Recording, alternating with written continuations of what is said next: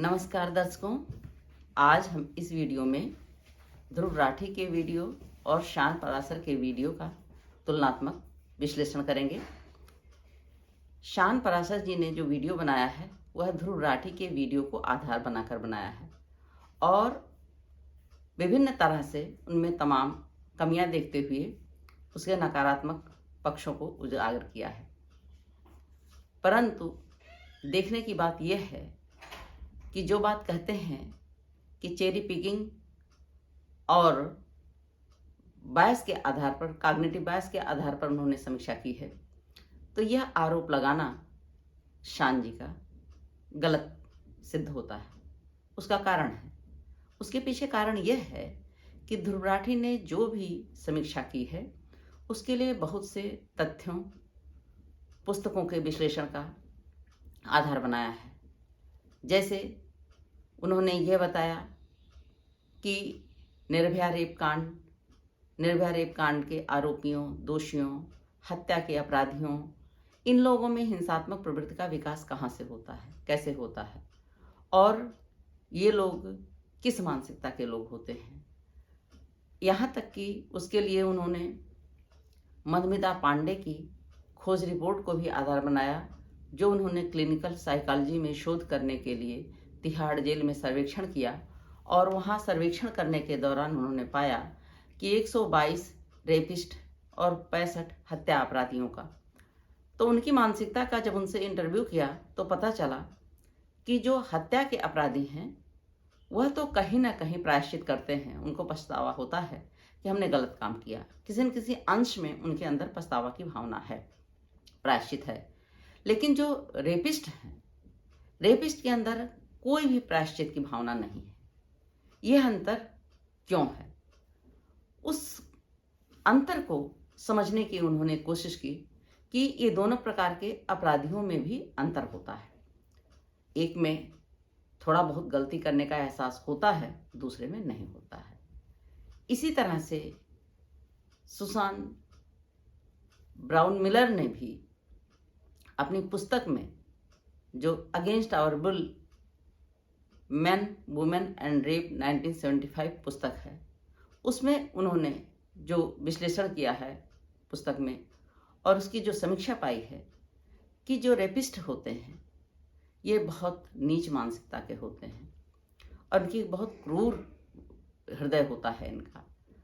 और इसके आधार पर जो आगे चल करके सर्वेक्षण किया तो पता चला कि ये रेपिस्ट भी 3 प्रकार के होते हैं।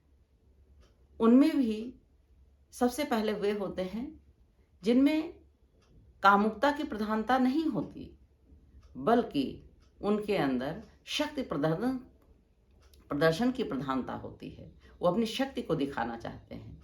दूसरा, अपने क्रोध को व्यक्त करने के लिए इस तरह का कार्य करते हैं। तीसरे, बहुत निर्मम होते हैं, क्रूर होते हैं, निष्ठुर होते हैं। और जो कुल मिलाकर निष्कर्ष ये है कि इस तरह की मनोवृत्ति वाले जो पुरुष होते हैं वो हमेशा औरतों को अपने से नीचा समझते हैं, उनके बारे में कभी भी इनकी राय अच्छी नहीं होती है। तो इस एनिमल फिल्म का प्रभाव ऐसी मानसिक वृत्ति वाले लोगों पर किस तरह का पड़ेगा? यह केवल नाबालिग बच्चों की बात नहीं है, यह बालिग लोगों के ऊपर सर्वेक्षण की बात है कि जो बालिग हैं, जो इस तरह के अपराधी हैं, जो उनकी मनोवृत्ति है, उसका निर्माण कहाँ से होता है, कैसे होता है। ऐसी आपराधिक प्रवृत्ति या ऐसी मानसिकता के लोग जब एनिमल जैसी फिल्म देखते हैं तो उससे अपना वो तादाद में स्थापित करने लगते हैं, अपना साधारणीकरण करने लगते हैं, वो अपने जैसा समझने लगते हैं और उनके अंदर यह बात आने लगती है कि हमने जो किया है वह सही किया है। तो एनिमल फिल्म के जो नायक है, जो रणविजय है, उसमें जो शक्ति का प्रदर्शन किया गया है, उसकी जो शक्तियों का प्रयोग किया गया है, उसका नकारात्मक प्रयोग हुआ है। इसीलिए ध्रुव राठी कहीं न कहीं ये सिद्ध करते हैं कि इसका समाज पर नकारात्मक असर पड़ेगा और यह नकारात्मकता समाज में, जनमानस में नकारात्मक प्रभाव डालेगी। तो कहीं न कहीं यहाँ ध्रुव राठी का जो तर्क है वो तमाम शोध, तथ्य, सर्वेक्षण के आधार पर बात सही लगती है कि हमें एक अच्छे समाज के निर्माण में हमारी इस फिल्म का क्या योगदान होगा। क्या यह फिल्म हमारे समाज के अच्छे निर्माण में अपना संरचनात्मक योगदान करेगी। अब शान जी आप ये बताइए कि इसमें कहाँ कौन सी ऐसी अच्छाई है जिस अच्छाई के नाते आप इसको अच्छी मानते हैं। आप उनका वर्णन कीजिए, उन तथ्यों का वर्णन कीजिए। ऐसा नहीं है कि इस फिल्म में कोई अच्छी बात ही नहीं है, इस फिल्म में बहुत सी अच्छी बातें हैं। ऐसा तो हो ही नहीं सकता कि 3 घंटे 21 मिनट की फिल्म में कोई अच्छी बात है ही नहीं और जितनी बात ध्रुव राठी ने कह दी बस वही ब्रह्मवाक्य हो गया, वही उतना गलत है या वही उतना सही है, इसके अलावा और उसके पक्ष नहीं है। उसके बहुत से पक्ष हैं, बहुत सी अच्छी बातें हैं। आप उन अच्छाइयों को सामने दर्शकों के लाइए और उनको अपने तर्कों, तथ्यों और विश्लेषण के आधार पर बताइए कि वह किस तरह से अच्छी फिल्म है या उसके नायक में कितनी अच्छी बातें हैं, कौन कौन सी अनुकरणीय बातें हैं। आपको इन तथ्यों को प्रस्तुत करना चाहिए। और वैसे भी सामान्य रूप से देखें तो इस फिल्म में जो अभिनय कला है वह अपने उत्कृष्टतम शिखर पर है। चाहे वह बलवीर के रूप में अनिल कपूर जी का हो, चाहे वह रणविजय के रूप में रणवीर कपूर का अभिनय हो, या अन्य कलाकारों का बॉबी देओल का अभिनय हो, और महिला कलाकारों का भी अपनी जगह पर जो न्याय कर सके हैं वह दिखता है कि। और इसके संगीत में बहुत विशेष आकर्षण है, संगीत बहुत अच्छा है। साथ ही साथ इसमें जो भाईचारापन दिखाया गया है, उसकी जो भावना दिखाई गई है कि एक आवाज पर पिंड के सभी भाई लोगों का, मित्र लोगों का आना, साथ देना, समर्थन करना, तो ये भाईचारापन को दिखाता है। अब ये अलग बात है कि उनके द्वारा, उनके समर्थन से प्राप्त शक्ति का नायक के द्वारा सदुपयोग नहीं किया जाता बल्कि दुरुपयोग किया जाता है। तो यहाँ यह हमारे जो महाकाव्य की परंपरा है या फिल्मों में नायक की परंपरा है या नायक में जो सद्गुणों का विकास है वह नहीं दिखाई देता है, जिसके आधार पर इस फिल्म में जो उसकी परिणत अच्छे रूप में होनी चाहिए वह नहीं दिखती है। अभिनय कला जरूर अच्छी है लेकिन उसका जो नायक का जो मैसेज है वह अच्छा नहीं है। अब आप बताइए कि इसमें क्या बात आपको अच्छी लगती है नायक के दृष्टिकोण से, उसको आप प्रस्तुत कीजिए। उसके लिए तथ्य आप बताइए कि आपका उसका कौन सा एंगल, कौन सा दृष्टिकोण आपको प्रभावित करता है और क्यों प्रभावित करता है। दूसरी बात आप कहते हैं कॉग्निटिव बायस, यानी पक्षपातपूर्ण होकर के समीक्षा करना। अब इसमें कहाँ पक्षपातपूर्ण हो रहा है, कैसे हो रहा है।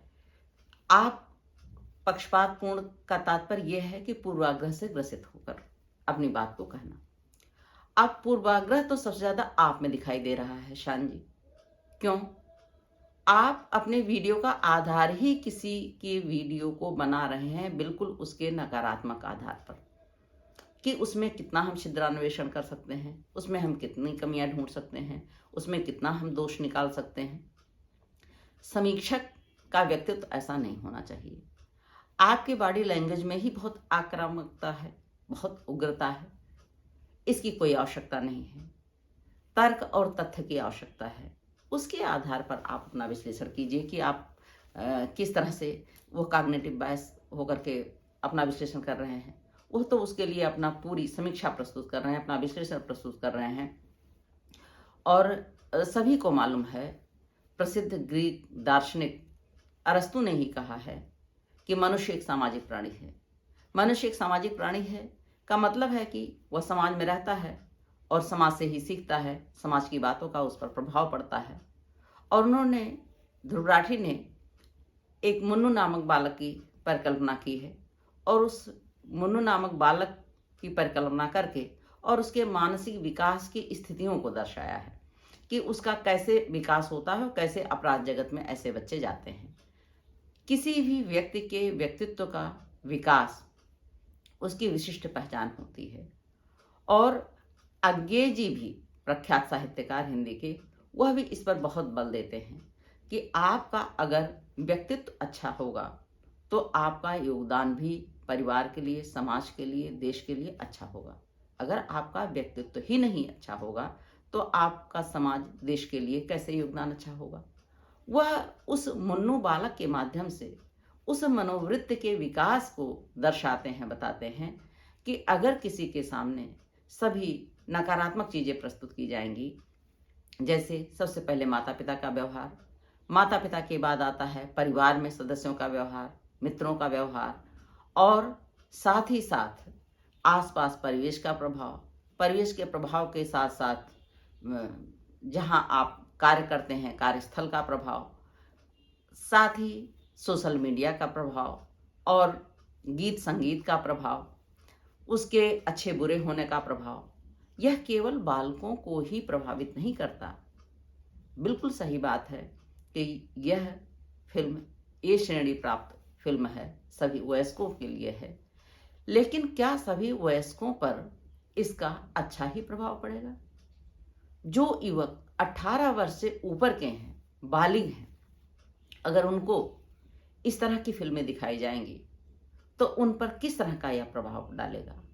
जो इस दशा में होते हैं, द्वंद्व की स्थिति में होते हैं कि नकारात्मक की तरफ जाएं कि सकारात्मक की तरफ जाएं। मनुष्य की स्वाभाविक प्रवृत्ति होती है कि मनुष्य बहुत जल्दी नकारात्मकता की तरफ चला जाता है, सकारात्मक चीज़ें बड़ी मुश्किल से उसे ग्राह्य होती हैं। तो वहाँ यह फिल्म नकारात्मकता की तरफ ले जाती है, नकारात्मक प्रभाव डालती है। इस बात को उन्होंने सिद्ध किया है। और साथ ही साथ हमारे समाज में, हमारा समाज जो हमारा व्यक्तित्व हमारे समाज से बनता है, उसका क्या प्रभाव पड़ता है। हमारा समाज, जो हमारे समाज में विज्ञापन दिखाए जाते हैं, जो तरह तरह का किसी वस्तु का और तमाम चीज़ों का जो प्रदर्शन किया जाता है, उसमें हमेशा सहारा लिया जाता है स्त्रियों का, और औरतों को हमेशा एक उपभोग्या के रूप में दिखाया जाता है, उनका सही आकलन नहीं किया जाता है।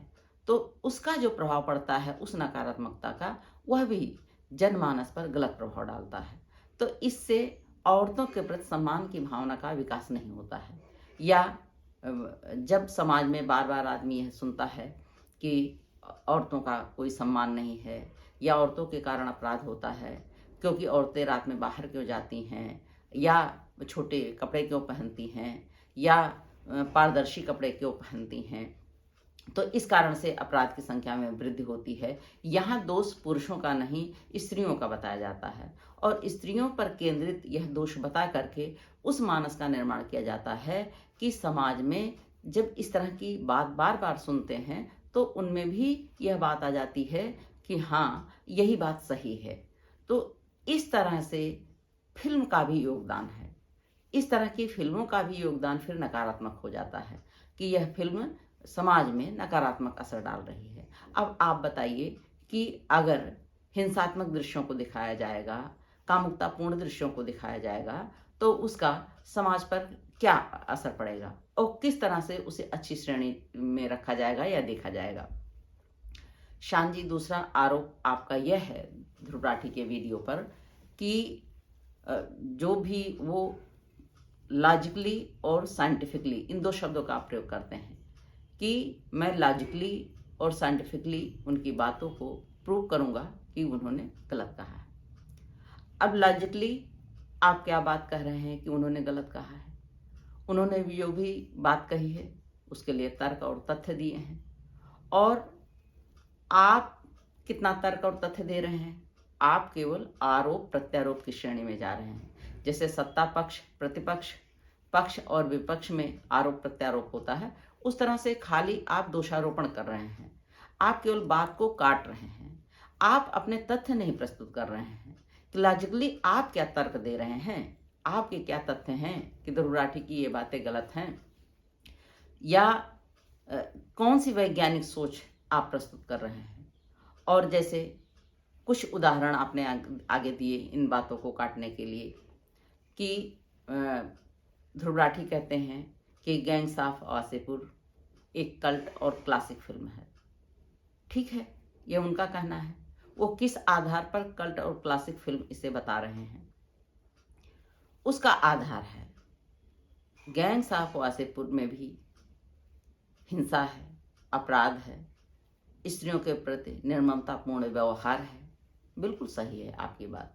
सतही तौर पर देखने पर यह बात हमको एनिमल फिल्म में और गैंग्स ऑफ वासेपुर फिल्म में एकदम समान देखने में लग सकती है। लेकिन आपको भी मालूम है और सभी को मालूम है कि हर चमकती हुई चीज़ सोना नहीं होती। सोने को जानने के लिए उस धातु को परखना पड़ता है। ठीक वही बात यहाँ लागू होती है। यह दोनों ही फिल्में दो डायरेक्टर की फिल्में हैं। जहाँ एनिमल फिल्म संदीप रेड्डी बांगा की निर्देशित फिल्म है, इसके निर्माता वो हैं। वहीं गैंग्स ऑफ वासेपुर अनुराग कश्यप जी के द्वारा निर्मित फिल्म है, निर्देशित फिल्म है। तो दोनों डायरेक्टर की सोच में ही बहुत बड़ा अंतर है। दोनों में कैसे एक रूपता हो सकती है? दोनों बिल्कुल भिन्न भिन्न है। अब आप सोचिए कि गैंग्स ऑफ वासेपुर में यह सर्वविदित है कि उसमें भी अपराध दिखाया गया है, उसमें भी हिंसा दिखाई गई है। लेकिन उसको दिखाने का उद्देश्य क्या है? अनुराग कश्यप जो इसके निर्माता निर्देशक हैं, वह स्वयं यह स्वीकार करते हैं कि गैंग्स ऑफ वासेपुर के जो लोग हैं उनमें कितनी अज्ञानता है, कितनी मूर्खता है, आपसी ईर्ष्या द्वेष है, जिसके कारण से वे बहुत ही मूर्खतापूर्ण जीवन जीते हैं, एक दूसरे से बदला लेने की भावना सोचते हैं, हिंसा करते हैं। और ये हिंसा गलत है। हिंसा के रास्ते से कभी भी आप अच्छा जीवन नहीं जी सकते हैं। उसका जो मैसेज है वह बहुत अच्छा है। इसके कारण से उस फिल्म को सराहना मिली है और बहुत बड़े लेवल पर इसको सराहना मिली है। बॉलीवुड की पहली ऐसी फिल्म इसे बताया गया है जो यथार्थवादी फिल्म है, और यथार्थवाद के बावजूद भी इस फिल्म ने तारीफियां बटोरी हैं। और इसकी गुणवत्ता से प्रभावित होकर के ही इसे 4 श्रेणियों में फिल्म फेयर अवार्ड मिले। इसे प्रशांत एशिया फिल्मोत्सव में भी नामांकित किया गया, कान फिल्म फेस्टिवल 2012 में दिखाया गया, और इसको मार्टिन स्कॉर्सेसे ने भी, जो प्रख्यात निर्देशक हैं अमेरिका के, उन्होंने भी इसकी सराहना की, इसकी बारीकियों को देख करके, कि यह बहुत अच्छी फिल्म है। तो आप उसकी अच्छाइयों को आपके कह देने से या तुलना कर देने से बराबर नहीं सिद्ध होंगी। अब आप एनिमल फिल्म के विषय में बताइए कि इसके निर्देशक का क्या इसमें संदेश है, उन्होंने क्या कहा है, उनका व्यक्तित्व कैसा है और उसका इस फिल्म पर क्या असर है। अब जब संदीप रेड्डी बांगा जी इस फिल्म को बनाते हैं तो खुद यह बात स्वीकार करते हैं और कहते हैं कि फिल्मों का प्रभाव जरूरी नहीं है कि व्यक्ति पर पड़े। बात कुछ हद तक तो सही है कि सभी व्यक्ति नहीं प्रभावित होते हैं, कुछ व्यक्ति प्रभावित होते हैं, कुछ व्यक्ति प्रभावित नहीं होते हैं, क्योंकि 18 वर्ष के ऊपर सभी के पास अपना विवेक होता है, अपनी समझ होती है, और उसके अनुसार मनुष्य अपना जीवन व्यतीत करता है। लेकिन कुछ ऐसे व्यक्ति होते हैं जो प्रभावित होते हैं। वह कैसे? अब आप स्वयं सोचिए कि संदीप रेड्डी बांगा जी कहते हैं कि मैं तो गैंगस्टर फिल्में देख करके बड़ा हुआ, लेकिन गैंगस्टर तो नहीं बना। बात बिल्कुल ठीक है, आप गैंगस्टर फिल्में देख करके बड़े हुए, लेकिन गैंगस्टर फिल्मों का आप पर प्रभाव नहीं पड़ा। लेकिन यह बताइए, इस आपके मानस का निर्माण कहाँ से हुआ कि आप अर्जुन रेड्डी जैसी फिल्म बनाते हैं, कबीर सिंह जैसी फिल्म बनाते हैं, या फिर एनिमल जैसी फिल्म बनाते हैं, यह उसी का प्रभाव तो है जो आप इस तरह की फिल्में बना रहे हैं। और आपका मानसिक स्तर, जो बौद्धिक स्तर है, वो इतना ऊंचा हो गया है कि आपको भारतीय जनमानस और वैश्विक जनमानस के बौद्धिक स्तर और सांस्कृतिक स्तर में कोई अंतर नहीं दिखाई देता। इसीलिए आपको लगता है यह सब दिखाना कौन सी बड़ी बात है। इसमें आपने क्या प्रदर्शित किया, क्या दिखाया, क्या भारतीय सांस्कृतिक मूल्यों का आपको ध्यान रहा? आपने उसको एकदम पीछे छोड़ दिया।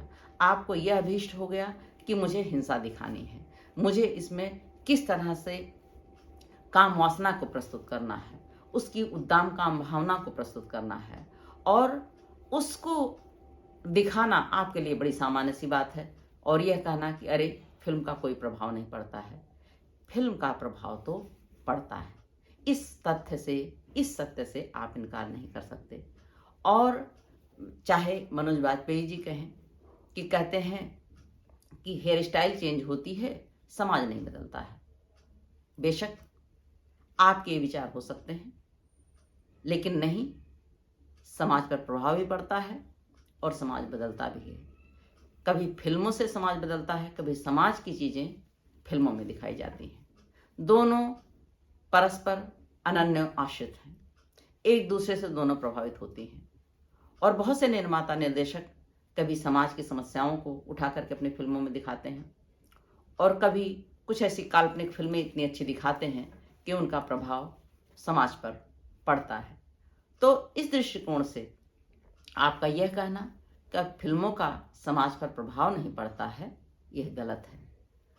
किस पर कब क्या प्रभाव पड़ेगा, यह समझ पाना ही अपने आप में मुश्किल है। इसलिए जब सकारात्मक चीजें दिखाई जाती हैं, तब यह भरोसा और विश्वास होता है कि सकारात्मक प्रभाव पड़ेगा। अगर आप नकारात्मक चीज दिखा रहे हैं और कह रहे हैं कि नहीं, प्रभाव नहीं पड़ेगा, तो कोई गारंटी नहीं है कि प्रभाव पड़ेगा या नहीं पड़ेगा। जो सज्जन लोग हैं, समझदार लोग हैं, उन पर कोई प्रभाव नहीं पड़ेगा, कभी भी नहीं पड़ेगा। चाहे जितनी खराब चीजें वो देखें, चाहे जितनी अच्छी चीजें देखें, उनके पास इस बात का विवेक है और वो इसके आधार पर ही अपना चयन करते हैं, अपने मनोरंजन का चयन करते हैं। लेकिन यह बताइए, अगर इन फिल्मों का प्रभाव नहीं पड़ता है तो आप जेलों का सर्वेक्षण कर लीजिए, जेलों में कैदियों को देख लीजिए। वहां पर यह भी देखिए कि महिलाओं की तुलना में पुरुष कैदियों की संख्या बहुत ज्यादा है, और उन पुरुष जो कैदी हैं वो कोई न कोई अपराधी, किसी न किसी प्रकार का अपराध किए हुए हैं। तो उसमें उस मानसिक वृत्ति का विकास कैसे हुआ कि वो अपराध की श्रेणी में जा पहुंचे? यह सोचने की बात है, यह विचार करने की बात है, यह समझने की बात है कि हम ऐसी फिल्में बनाएं, ऐसा स्वस्थ मनोरंजन प्रदान करें कि जिससे हमारे समाज में अपराध की संख्या में कमी आए। ऐसा ना हो कि उससे वृद्धि हो। यही कारण है, यही लॉजिक है कि ध्रुव राठी कहते हैं कि इसमें जो नायक की भूमिका दिखाई गई है, सिगरेट पीते हुए दिखाई गई है, वह समाज में एक कैंसर है। कैंसर की तरह से यह समाज का क्षय करेगा, नुकसान करेगा। और शान जी, आप यह कहते हैं साइंटिफिकली, अब साइंटिफिकली आप यह सिद्ध कीजिए कि सिगरेट का कहीं सकारात्मक प्रभाव पड़ता है। ये तो हर कोई जानता है कि नकारात्मक प्रभाव ही पड़ता है ना। और उन प्रतीकों को अगर आप चुनेंगे तो उसका परिणाम क्या होगा? वह प्रतीक वही संदेश तो समाज में ले जाएंगे। इसीलिए कहीं न कहीं ध्रुव राठी के वीडियो में यह दिखाया जाना सही साबित करता है कि समाज में हमें अच्छी चीज़ें दिखानी चाहिए। अगर समाज में हम अच्छी चीज़ें नहीं दिखाएंगे तो वो कैंसर की भांति हमारे समाज के लिए घातक होंगी। इसी तरह से बार बार आप यह आरोप लगाते हैं कि गैंग्स ऑफ वासेपुर या डेथ नोट या ब्रेकिंग बैड या नेटफ्लिक्स, इन सब से आपको चेक प्राप्त होता है, और जितना बड़ा चेक प्राप्त होता है उस चेक की तुलना में ही आप उसके फेवर में बात करते हैं, उसका समर्थन करते हैं, उसको प्रमोट करते हैं। चेक के कारण कोई अपनी विचारधारा व्यक्त कर रहा है या उसकी वह स्वयं की विचारधारा है। इन बातों के, इन तर्कों और तथ्यों के आधार पर विचार कीजिए आप ध्रुव राठी विरोधी अपना चश्मा उतार करके विश्लेषण कीजिए, देखिए, तो आपको समझ में आएगा कि नकारात्मक चीज़ों का प्रभाव समाज पर नकारात्मक पड़ता है, इसलिए हमें नकारात्मक चीज़ों से बचना चाहिए। अब आगे और तमाम उदाहरण आपने प्रस्तुत किए हैं, जैसे आपने आमिर खान का उदाहरण लिया कि वह कभी कहते हैं कि जो काम वासना है और हिंसा है, यह मनुष्य के आकर्षण का केंद्र है। अगर इस पर आधारित फिल्में बनाई जाएंगी तो उसको देखने दर्शक ज़्यादा आएंगे, ज़्यादा लोग देखेंगे। बात कहीं न कहीं ये तथ्य अपने आप में सही है। और आमिर खान ने कितनी ऐसी फिल्में बनाई हैं जो कि बहुत सफल व्यवसाय नहीं कर सकी हैं, इसके बावजूद इसकी प्रधानता वाली फिल्मों को उन्होंने प्रमुखता नहीं दी है।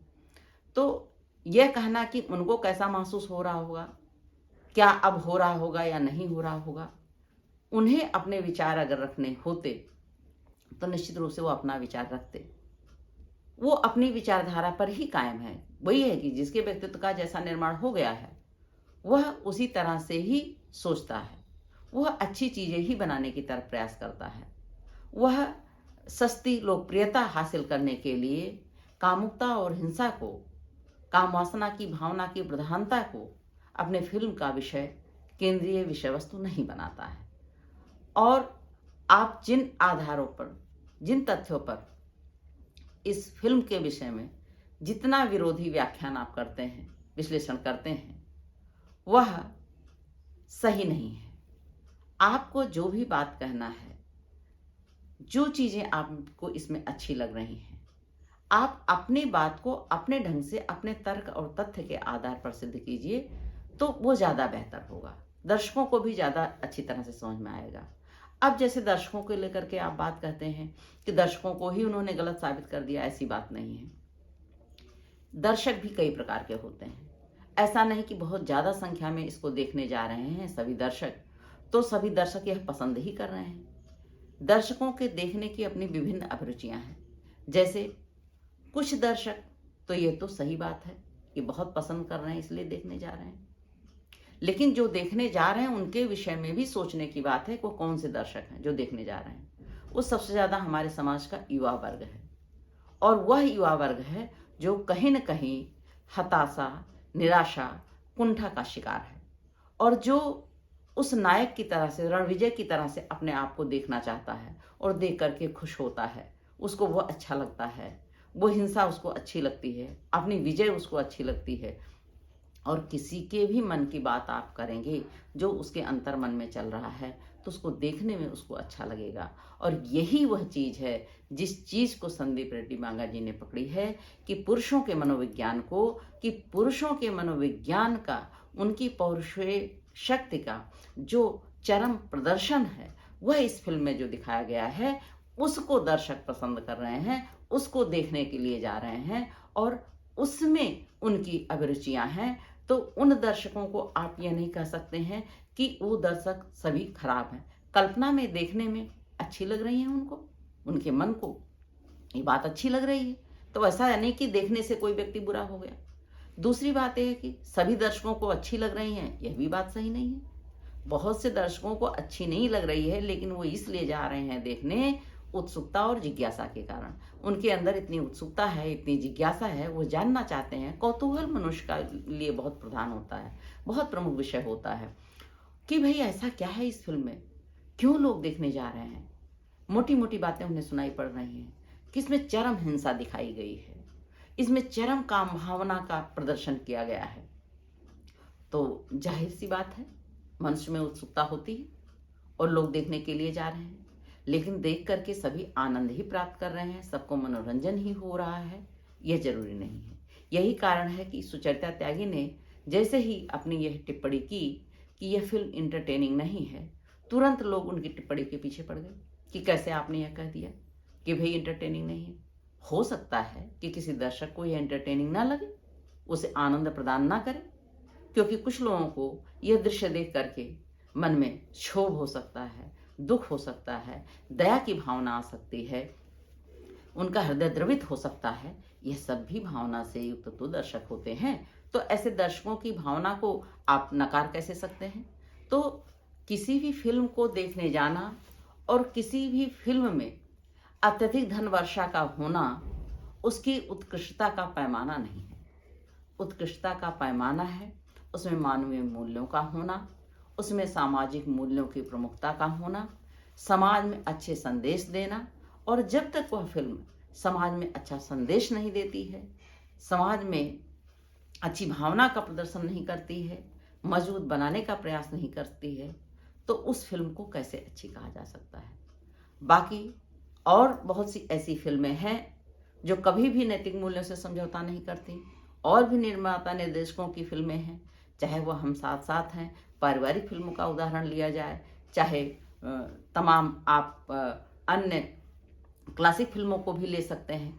तो भले ही बहुत सी फिल्में चली, बहुत सी फिल्में नहीं चली, लेकिन उनके जो सामाजिक मूल्य हैं, जो नैतिक मूल्य हैं, वह प्रधान है, वह समाज में अच्छा संदेश देते हैं। और यह भी हमें ध्यान रखना होगा, हम समाज के किस दौर से गुजर रहे हैं। ये समाज इस समय जो हमारा नैतिक मूल्यों का तापमान है, उस तापमान में भारी गिरावट, भारी क्षरण देखने को मिल रहा है। आजकल की युवा पीढ़ी में यही तो अंतर है कि सब कुछ बहुत ज़्यादा जो प्रदर्शन हो रहा है सोशल मीडिया पर, फिल्मों में, देखते देखते उनके मन में जो संज्ञा शून्यता आती चली जा रही है। उन्हें बहुत फर्क नहीं पड़ रहा है। जो चीज़ें बहुत हमारे समाज में, हमारे सांस्कृतिक मूल्यों में वर्जित हैं कि नहीं देखना चाहिए, नहीं दिखाना चाहिए, उन चीज़ों को आप ज़बरदस्ती दिखाएंगे तो उसका क्या असर पड़ेगा? निश्चित रूप से उसका नकारात्मक असर पड़ेगा। और वही काम यह फिल्म कर रही है। अच्छा, अब यह फिल्म अंत में संदेश क्या देती है? संदेश देने में क्या सफल रहती है कि इस परिवार में जितना भी घटनाक्रम होता है, उस घटनाक्रम में हिंसा में पति पत्नी भी एक दूसरे पर हिंसा करते दिखाए जाते हैं। अब संदीप रेड्डी जी स्वयं ये बात कहते हैं कि नायक नायिका के प्रेम में जब तक यह परस्पर अधिकार ना हो कि एक दूसरे को थप्पड़ जड़ सकें, तब तक वह प्रेम प्रेम नहीं है। अब जिस निर्माता निर्देशक की प्रेम के संदर्भ में यह विचारधारा होगी कि प्यार में यह स्वायत्तता होनी चाहिए कि एक दूसरे को हम थप्पड़ जड़ सकें, तो वह जब फिल्म बनाएगा तो एनिमल जैसी ही फिल्म बनेगी, उसमें हिंसा की ही प्रधानता होगी। इस बात पर क्यों नहीं जोर दिया जाता है कि क्यों हिंसा हो परस्पर दाम्पत्य जीवन में? क्यों गीतांजलि थप्पड़ मारे रणविजय को, या रणविजय क्यों बात बात में गीतांजलि का हाथ मरोड़े, पत्नी का हाथ मरोड़े, कभी उसको गला मरोड़े, कभी उस पर बंदूक तान दे? ये सब दृश्य देख करके कोई भी व्यक्ति समाज का क्या सीखेगा? क्या यही सुखद जीवन है? क्या इसी जीवन की हमारा समाज कल्पना करता है? हम ऐसे दृश्य प्रस्तुत करें कि संवाद से भी तो बात हो सकती है। हिंसा की बात कहाँ आती है? अगर हिंसा से बात शुरू होगी और हिंसा के उसका समापन चाहेंगे तो कभी भी अच्छा संदेश नहीं जाएगा। हिंसा का समाधान हमेशा अहिंसा ही है, और आप एक ही पक्ष से इसकी उम्मीद नहीं कर सकते हैं। हम एक को अल्फा मेल बताएं, परम शक्तिशाली बताएं और उसकी शक्ति का प्रदर्शन करें, और एक वर्ग से कहें कि नहीं, वह भी तो विरोध प्रकट कर रही है, वह भी कहाँ सह रही है। क्यों सहे? परस्पर दोनों में प्रेम होना चाहिए, सम्मान होना चाहिए, एक दूसरे के प्रति सम्मान की भावना होनी चाहिए। हम तो यहाँ तक समझते हैं गलत शब्दों का प्रयोग तक नहीं होना चाहिए, और अगर आप नहीं करेंगे तो कुछ दिनों के बाद यह प्रवृत्ति बन जाएगी, आदत बन जाएगी कि आप गलत शब्दों का प्रयोग नहीं करेंगे, और उससे जो परिवार निर्मित होगा, परिवार का वातावरण बनेगा, जो समाज बनेगा, तो उसमें अपने आप ही जो नकारात्मकता है वह नहीं होगी और एक अच्छा संदेश होगा, एक अच्छा मैसेज होगा। तो इस फिल्म के अंत में जो दिखाया जाता है कि परिवार बिखर जाता है, सब अपनी अपनी धारा में जाते हुए दिखाई देते हैं, एक विनाश की तरफ परिवार चला जाता है। तो इस तरह के दृश्य को देख करके कोई परिवार क्या सीखेगा?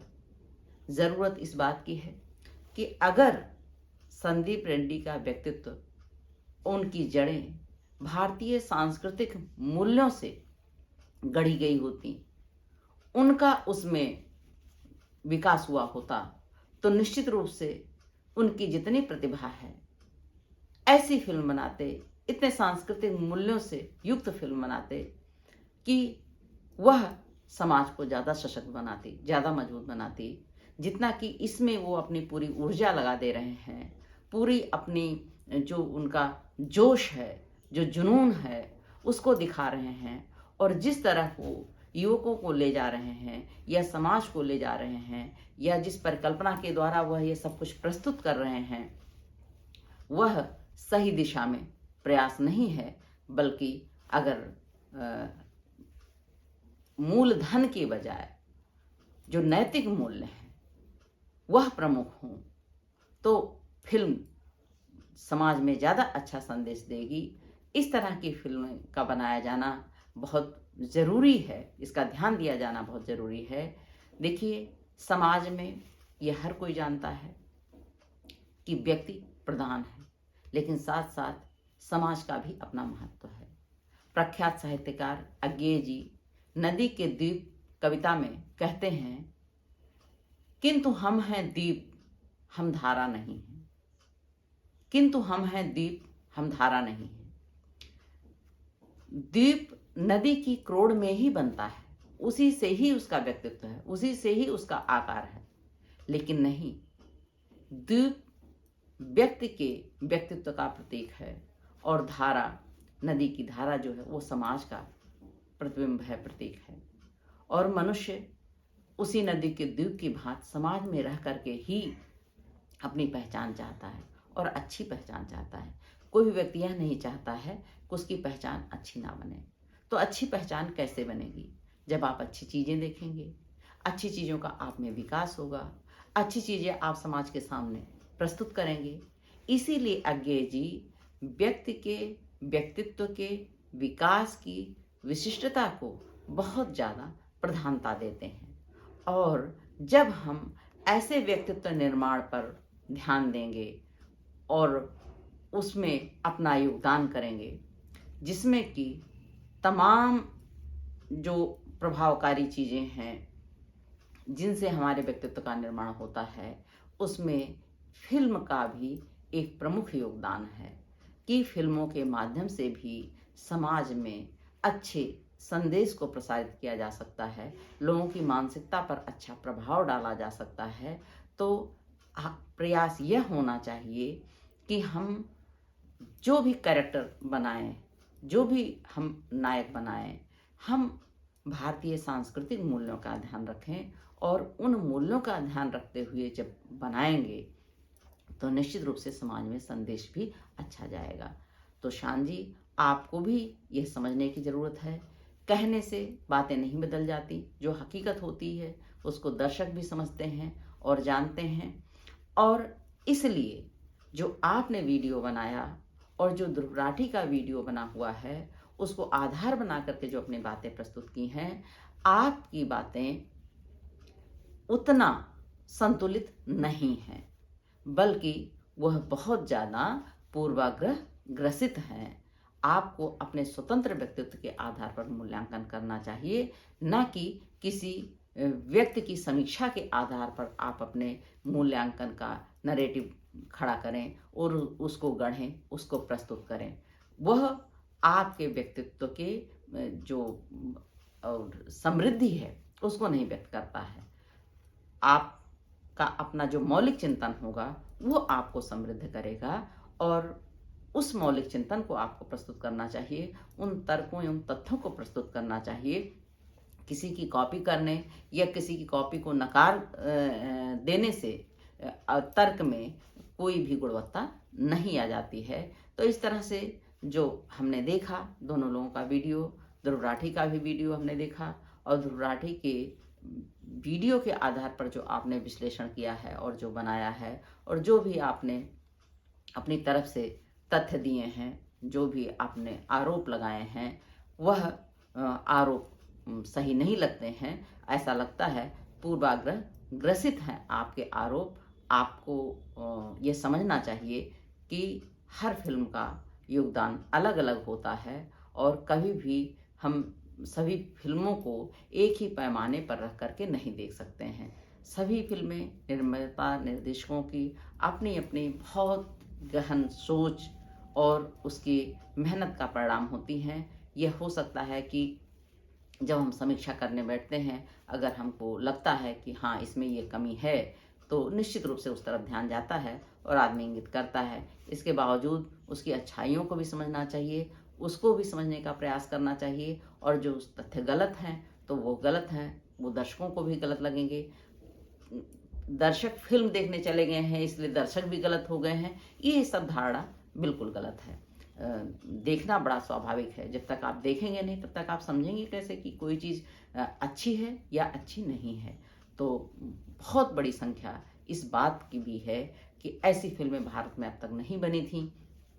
ये भी एक बहुत बड़ा कारण है कि हॉलीवुड में तो बहुत इस तरह की फिल्में बन रही हैं, बहुत बनी हैं, और जो देखने वाले लोग हैं देखते रहे हैं, लेकिन इतनी प्रभुत मात्रा में भारतीय लोगों ने नहीं देखा। यह भी एक बहुत बड़ा कारण है कि लोगों के देखने जाने का, कि लोग उसको देख रहे हैं और जिसको अच्छी लग रही है, जिसको नहीं अच्छी लग रही है वह उसके विपक्ष में भी, उसके नकारात्मक पहलुओं की तरफ भी अपनी बात रख रहा है। और ये प्रत्येक दर्शक की भी अपनी आज़ादी है, उसकी अपनी अभिरुचियाँ हैं अपने को व्यक्त करने का। आपके वीडियो में हमने अपनी यह राय रखी, तो जैसे ही रखा आपने उसको डिलीट कर दिया, आपको बिल्कुल नहीं पसंद आया, एकदम से आप सहन नहीं कर पाए, तो आपके व्यक्तित्व में खुद ही वह सहिष्णुता नहीं है, सहनशीलता नहीं है। इन सब कार्यों करने के लिए जैसे फिल्म निर्माता में, निर्देशक में बहुत ज़्यादा धैर्य की ज़रूरत होती है, विनम्रता की ज़रूरत होती है, सहनशीलता की ज़रूरत होती है, अपने से विरोधी विचारों को सुनने की, समझने की क्षमता की ज़रूरत होती है। तो एक समीक्षक में भी वही अपेक्षा की जाती है कि समीक्षक को भी अपने विचारधारा के विपरीत विचार को भी सुनने की सामर्थ्य होनी चाहिए। स्वस्थ लोकतंत्र की ये सबसे बड़ी विशेषता होती है, और यही बात हमारे लिए भी लागू होती है। हमारे भी इस सारे हमारे बातों के विश्लेषण से, हमारी विचारधारा से हो सकता है आप बिल्कुल नहीं सहमत हों, बहुत से दर्शकों की भी राय हो सकती है कि उनको ये बात ना अच्छी लगे, लेकिन यह भी हो सकता है कि बहुत सी बातें उनको अच्छी भी लगें। तो सबकी अपनी अभिरुचियाँ हैं, दर्शकों की भी अपनी अभिरुचियाँ हैं, उनके भी सहमत होने या असहमत होने का पूरा हक है, अधिकार है, और अपनी अभिव्यक्ति की आज़ादी है। उसको हमको बड़ी सहजता से स्वीकार करना चाहिए। जब हम सहजता से स्वीकार करेंगे तो हम अपने आप में सुधार कर सकेंगे। तो हमारा यही प्रयास है कि इतना आक्रामक होकर के किसी वीडियो का विश्लेषण करने की आवश्यकता नहीं है, बल्कि बड़ी सहजता और विनम्रता और सरलता के साथ आप अपनी बात को रखिए, अपने तथ्यों का विश्लेषण कीजिए। दर्शक स्वयं समझ जाएंगे कि कौन सी बात कहाँ उन्हें अच्छी लग रही है, कौन सी बात उन्हें अच्छी नहीं लग रही है। तो अब यहीं पर हम अपना वीडियो समाप्त करते हैं। धन्यवाद।